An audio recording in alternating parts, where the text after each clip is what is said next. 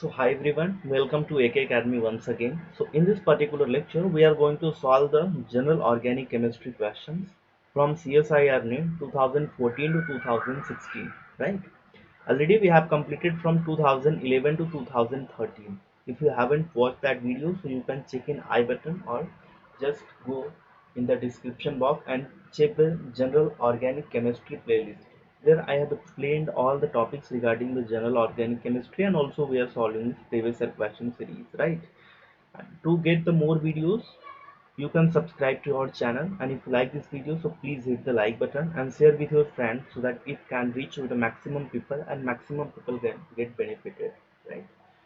And after that, if you want to purchase our complete course, so you can buy in physics and chemistry for CSIR NET, GATE, IIT JAM, right? You can visit to website www.akacademy.in or call or WhatsApp on this given number. Now let's begin with the topic. So the first question is from June 2014, right?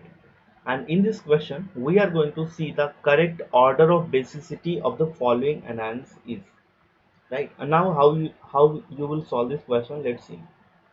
So सबसे पहले आपको क्या करना है ऐसे question solve करने के लिए? सबसे पहले आपको एक्चुअली ग्रुप्स देखने हैं कि कौन कौन से ग्रुप उसमें अटैच है और किस किस पोजीशन पे चेक करना है, राइट?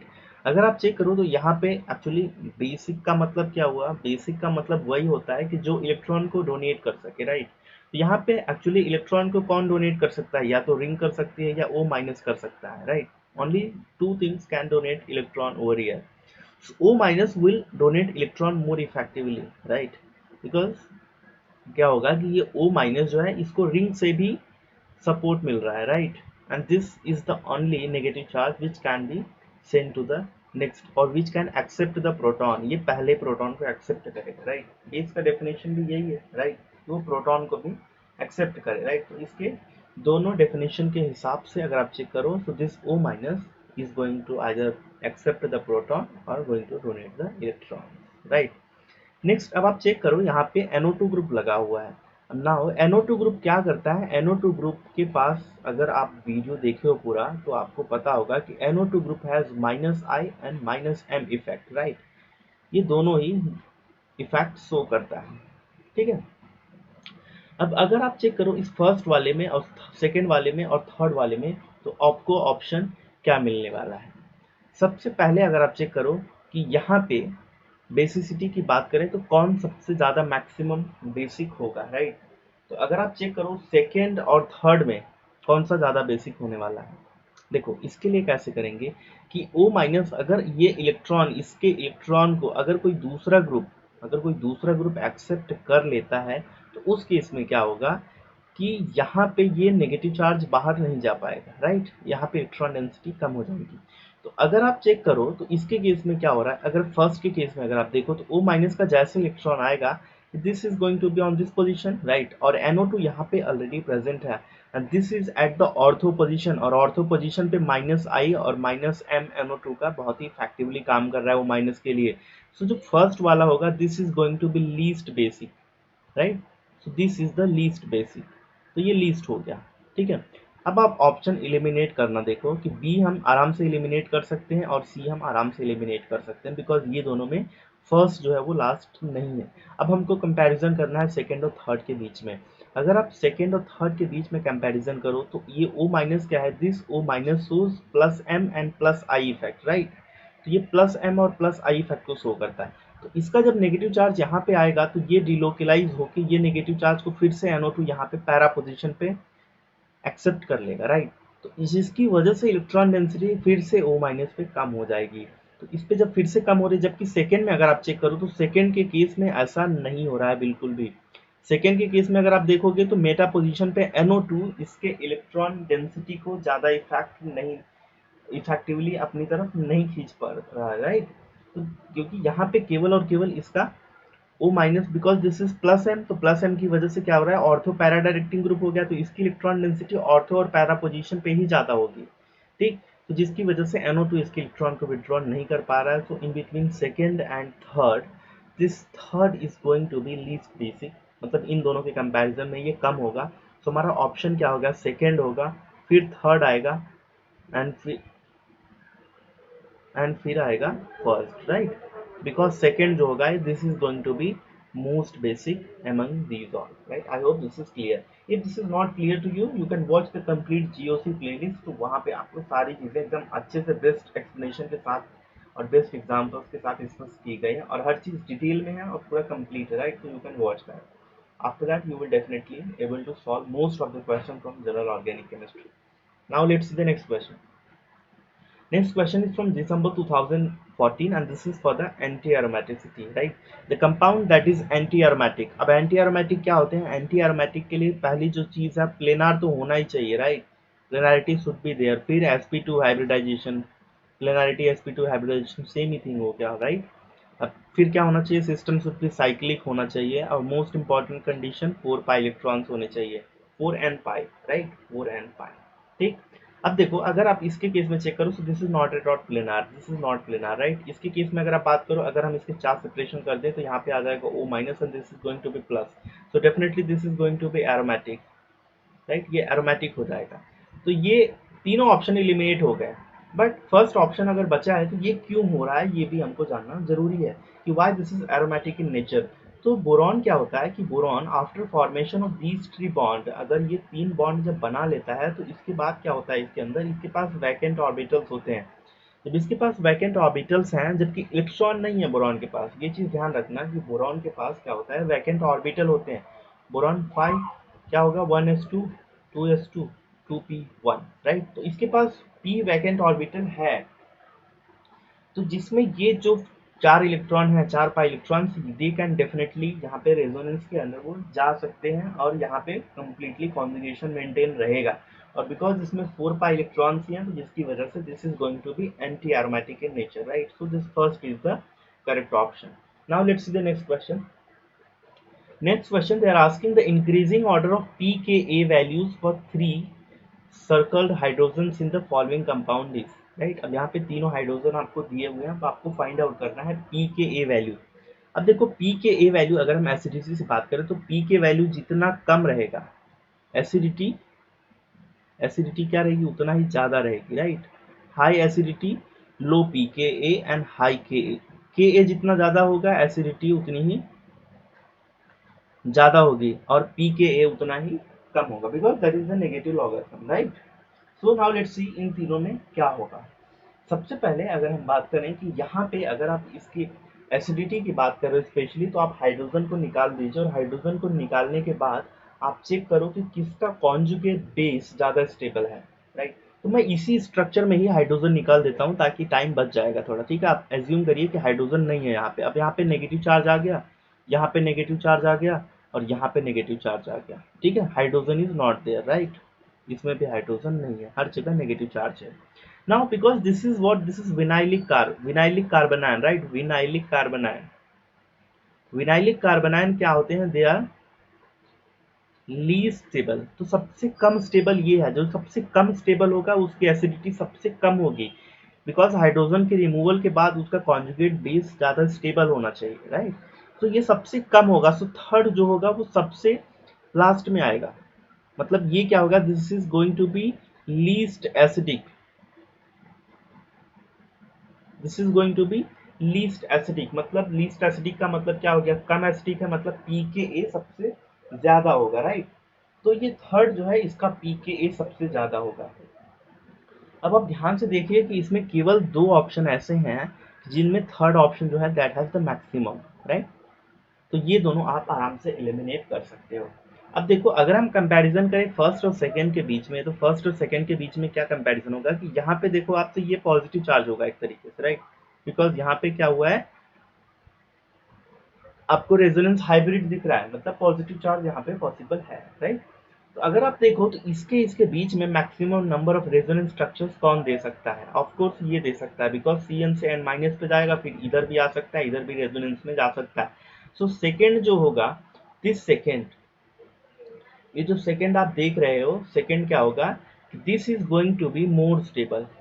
तो ये ज्यादा स्टेबल होगा, जो ज्यादा स्टेबल होगा वो ज्यादा एसिडिक होगा, और ये क्या होगा, लेस स्टेबल, राइट। जो ज्यादा, ये लेस स्टेबल है, मतलब सबसे ज्यादा स्टेबल का मतलब क्या हुआ, मोर स्टेबल मतलब क्या हो गया कि उसका pKa वैल्यू सबसे कम रहेगा बिकॉज इसकी एसिडिटी सबसे ज्यादा होगी, राइट। तो इन दोनों में अगर आप चेक करो तो C will be correct option, right. B का जो होगा वो सेकंड पे आएगा, right. I hope this is clear to you and this was very simple question, right, but very tricky.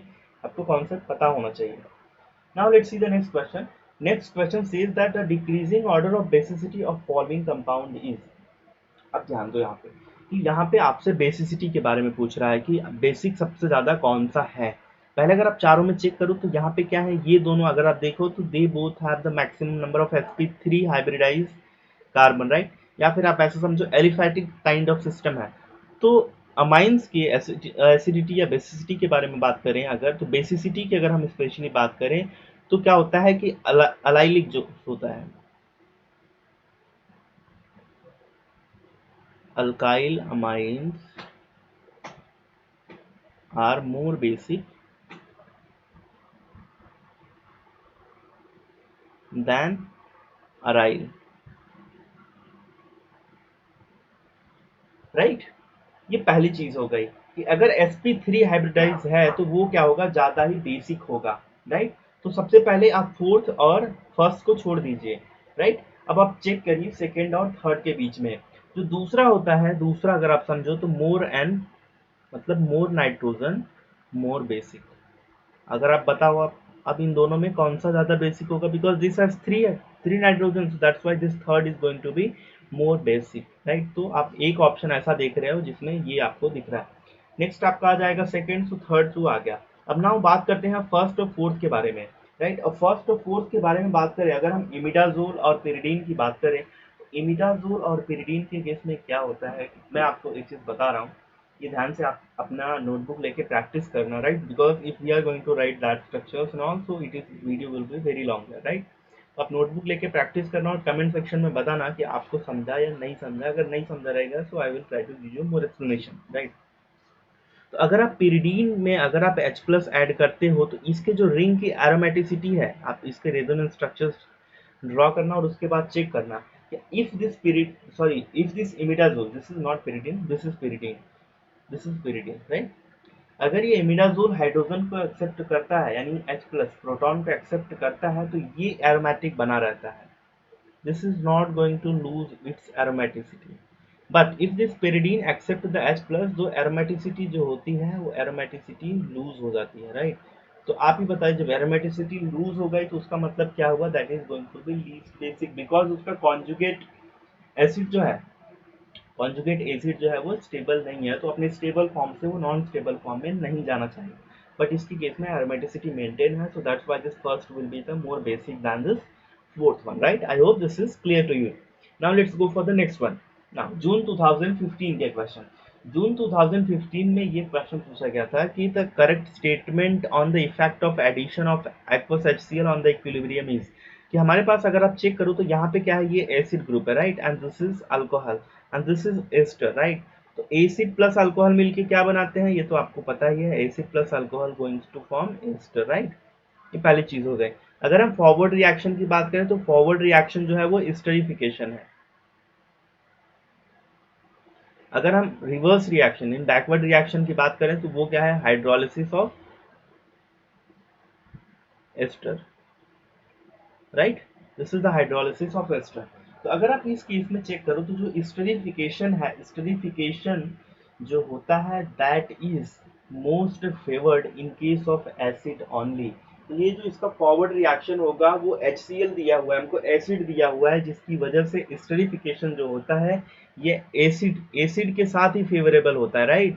This is favourable with acid, but hydrolysis जो होता है ये एसिड प्लस बेस दोनों के साथ फेवरेबल होता है, ठीक है। तो एसिड प्लस बेस जब दोनों के साथ फेवरेबल है तो इसके लिए क्या हो जाएगा कि फॉरवर्ड रिएक्शन जो है वही इक्विलिब्रियम उसी साइड शिफ्ट करेगा, राइट। तो ए के केस में क्या होगा, equilibrium will shift to the right side. तो यहाँ पे देखिए कौन कौन से ऑप्शन आप देख सकते हो कि फिर राइट इन ए, ये फर्स्ट वाला, और यहाँ पे ये राइट। सेकेंड और fourth option you can cancel. Now let's see the next one. Next इसमें आप देखो तो इसमें क्या दिया हुआ है, कार्बोनिल कंपाउंड है। जब कार्बोनिल कंपाउंड अगर H प्लस के साथ रिएक्शन कर लेगा तो यहाँ पे ये बन जाएगा OH प्लस, राइट। इसके केस में ये जो न्यूक्लियोफाइल है this can easily attack on this one, right. तो ये इजीली अटैक कर सकता है इस पे, और इसके केस में भी जो रिएक्शन होगा वो फॉरवर्ड साइड में ज्यादा फेवरेबल होगा, राइट, बिकॉज यहाँ पे क्या हो रहा है, न्यूक्लियोफिलिक एडिशन रिएक्शन हो रहा है, राइट। तो जिसकी वजह से सेकेंड के केस में भी राइट साइड में ही इक्विलिब्रियम शिफ्ट करेगा। So in both the cases the equilibrium is shifting in the right hand side, so that's why first is the correct option. Now let's see the next one. The correct order of heat of hydrogenation of following compound is. अब देखो इसके केस में क्या होगा। अब अगर आप इसके केस में बात करो तो हाइड्रोजनेशन के केस में क्या होता है कि जो ट्रांस अल्कीन होता है, पहली चीज तो जो होता है ट्रांस अल्कीन जो होता है that is more stable then the cis alkyne, right. ये अगर आप देखो तो इसके केस में क्या है कि जहाँ पे एक्चुअली ई जेड की अगर हम बात करें तो ई जेड के केस में क्या हो जाएगा कि यहाँ पे आप देखोगे तो पहले में तो हम डिसाइड नहीं कर सकते, right. In the second one if we go for this one, so this is going to be E, right, and this is going to be Z and this is going to be this, इसमें भी decide नहीं किया जा सकता, right, because क्या है group same ही, इनकी जो प्रायोरिटी है वो ऑलमोस्ट सेम आ रही है एक साइड, राइट। अब ध्यान से समझो, पहली चीज जो अल्कीन की स्टेबिलिटी के बारे में हमने बात किया था जब हाइपर कॉन्जुगेशन में हमने एक वीडियो बनाया हूँ, वहां पे आप जाके चेक करो हाइपर कॉन्जुगेशन पे application of hyper conjugation, right. तो उसके केस में अल्कीन की जो स्टेबिलिटी है उसको हम आप कैसे डिसाइड कर सकते हैं। तो जो ज्यादा स्टेबल होगा, राइट, तो जो ज्यादा स्टेबल होगा उसका जो हीट ऑफ हाइड्रोजनेशन है, तो जो ज्यादा स्टेबल है उसका हीट ऑफ हाइड्रोजनेशन क्या होगा, सबसे कम होगा, राइट। तो यहाँ पे more number of alpha hydrogen इसके पास है, this is going to be more stable, तो इसका हीट ऑफ हाइड्रोजनेशन सबसे कम होगा। सो फोर्थ, फर्स्ट और सेकंड ऑप्शन में ही सबसे लास्ट में आ रहा है, right, because it has the more number of alpha hydrogen, ठीक। अब अगर बात करो तो अब इसमें चेक करो, now second option is going to be either this one और this one, right, बट इन दोनों में क्या है कि ये ई काइंड ऑफ अल्कीन है because this is the trans one, इसके केस में रिपल्शन ज्यादा नहीं होगा बट इसके केस में रिपल्शन होगा, सो दैट्स व्हाई ये क्या होगा उसके बाद आएगा, फोर्थ के बाद this second will come, right. So यहाँ पे ये ऑप्शन तो रिमूव हो गया। अब देखो फिर कौन आएगा, ये थर्ड आएगा and first will be the first will have the maximum heat of hydrogenation, right? So now let's see the next question. Now this question is very tricky and this is also very important, right? क्योंकि इसमें एक आपको नया concept मिलेगा जिसके ऊपर मैंने अभी तक वीडियो नहीं बनाया हुआ है जीओसी का, एक बार बहुत छोटा है, so I will try to explain that concept in this one. तो पहले देखो, सबसे पहले they are asking the correct order of pKa values for the compounds XYZ, right? तो pKa वैल्यू आपको पता करनी है। तो सबसे पहले अगर हम बात करें तो इसकी केस में अगर आप यहाँ से हाइड्रोजन को रिमूव कर दो तो यहीं पे हम रिमूव कर देते, राइट। तो नेगेटिव चार्ज यहाँ पे आ जाएगा पहली चीज, राइट। जो भी कॉन्जुगेट बेस ज्यादा स्टेबल होगा वही सबसे ज्यादा एसिडिक होगा, एंड सबसे ज्यादा एसिडिक होने का मतलब क्या हुआ कि pKa उसका सबसे कम होगा, ठीक। y में देखो तो यहाँ पे नेगेटिव आ रहा है और यहाँ पे देखो तो यहाँ पे नेगेटिव आ जाएगा, ठीक है। तो पहले अगर पहले के सेकंड एक्स वाई जी में चेक करो तो आप इसमें क्या हो रहा है कि वाई में आप देखो तो 3 CN है, right, and this is the aromatic one. ये जो आपको रिंग दिख रही है यह भी एरोमेटिक है, इसके केस में भी क्या है, एरोमेटिक है, ठीक। ये भी एरोमेटिक और ये भी एरोमेटिक, बट इसके केस में ऐसा नहीं दिख रहा, right. Benzene ring is connected but बाकी जो नाइट्रोजन वाली रिंग है 5 member that is not the aromatic one, right. So now let's सी। तो ऑफ कोर्स जो ये Y वाला दिख रहा है because of more number of electron withdrawing group, this is going to be more, यहाँ पे क्या हो जाएगा, ये हाइड्रोजन जो है बहुत ही ज्यादा, यहाँ पे इसकी जो इलेक्ट्रॉन डेंसिटी है बहुत ही ज्यादा कम हो जाएगी, so that hydrogen can easily get remove from here, carbon और हाइड्रोजन के बीच का बॉन्ड काफी वीक हो जाएगा, राइट। सो Y के पास सबसे ज्यादा सबसे कम pKa होगा इनफैक्ट, राइट। सो Y का जो pKa होगा सबसे कम होगा। अब आपको देखो कॉन्सेप्ट जानने की जरूरत ही नहीं, यहाँ पे फर्स्ट सेकंड और फोर्थ कैंसिल हो गया, सेकंड थर्ड आपका ऑप्शन करेक्ट हो गया, बट थर्ड ऑप्शन करेक्ट कैसे हुआ ये चेक करना। अब देखो ये एरोमेटिक है बट ये एरोमेटिक नहीं है, बट स्टिल ऑप्शन में क्या दिया हुआ है, जेड। जेड का जो pKa सबसे ज्यादा है मतलब ये सबसे कम एसिडिक है, इसका तो एरोमेटिक है, एरोमेटिक होने के बावजूद भी कम एसिडिक कैसे हो गया ऐसा। इसके लिए एक कॉन्सेप्ट है that is called as annulation effect, right. This is called as annulation effect. Now let's see how this works actually.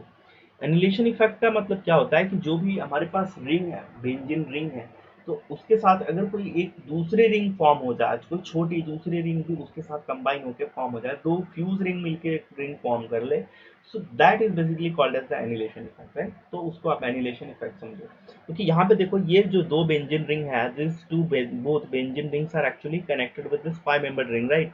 तो आप पार्शियली आप देखो तो ये CH2 से या CH2 से यहाँ से कनेक्टेड है दोनों रिंग, राइट। अब ये जो नेगेटिव चार्ज है एक्चुअली क्या हो रहा है कि because of the stability of these two benzene rings, actually जो ये 5 मेंबर्ड रिंग है इसमें पार्शियली डबल बॉन्ड प्रेजेंट है, ठीक है। जब ये डबल बॉन्ड पार्शियली प्रेजेंट है तो ये क्या कर रहा है, ये जो नेगेटिव चार्ज है, नेगेटिव चार्ज यहाँ पे इजीली आता नहीं है, बिकॉज दिस इलेक्ट्रॉन यहाँ पे इसके अपने खुद ही इलेक्ट्रॉन से ये काम चलाते रहता है, राइट। और ये जो डबल बॉन्ड है this is the partial one for this 5 membered ring, तो जिसकी वजह से नेगेटिव चार्ज आता नहीं है, and this is the annulation effect. So that's why carbon और hydrogen can not be easily break, right.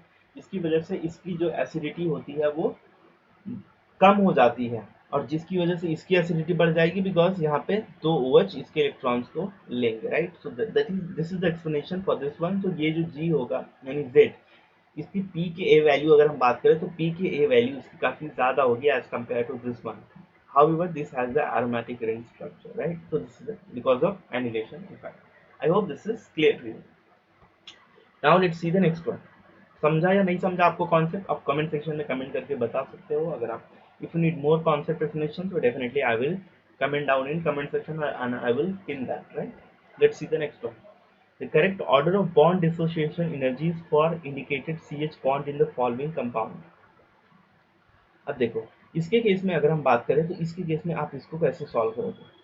तो सबसे पहली चीज अगर आप चेक करो तो इसके केस में क्या है, हाइब्रिडाइजेशन क्या है, sp है। इसके केस में क्या है, sp3 है। इसके केस में क्या है, sp2 है। मोर परसेंटेज s कैरेक्टर जितना ज्यादा रहेगा उतना ही आपका हाइड्रोजन सॉरी उतना ही स्ट्रॉन्ग बॉन्ड रहेगा, राइट। ट्रिपल बॉन्ड है, C का सबसे ज्यादा होगा ऑफकोर्स, तो ये आप कैंसिल कर दो, CAB CBA ये दोनों करेक्ट होंगे। फिर आ जाते हैं क्या, sp2 पे, right. CAB will be correct option, because sp है यहाँ पे, राइट, 50% एस करेक्टर, इसकी वजह से इन दोनों के बीच में जो बॉन्ड होगा काफी स्ट्रॉन्ग होगा, वैसे भी ट्रिपल बॉन्ड है, so this is going to be the stronger one, right। I hope this is clear, बहुत सिंपल क्वेश्चन था। now let's see the December 2016 question. अब दिसंबर 2016 क्वेश्चन की बात करें तो आप इसमें थोड़ा ध्यान से समझो कि हम इसको कैसे सॉल्व कर सकते हैं, ठीक। अगर इसके केस में अगर आप बात करो तो यहाँ पे जो साइक्लिक है, साइक्लिक कीटोन है, स्पेशली अगर मैं बात करूं तो this is the cyclic ketone and this is the open chain ketone, right. This is the open chain ketone and this is the cyclic one. अब देखो पहली चीज आपको ये जानना जरूरी है कि जो साइक्लिक कीटोन होते हैं, साइक्लिक बीटा, अल्फा पोजीशन ये हो गया, बीटा ये हो गया, right. Cyclic beta ketone are more acidic than open chain ketone,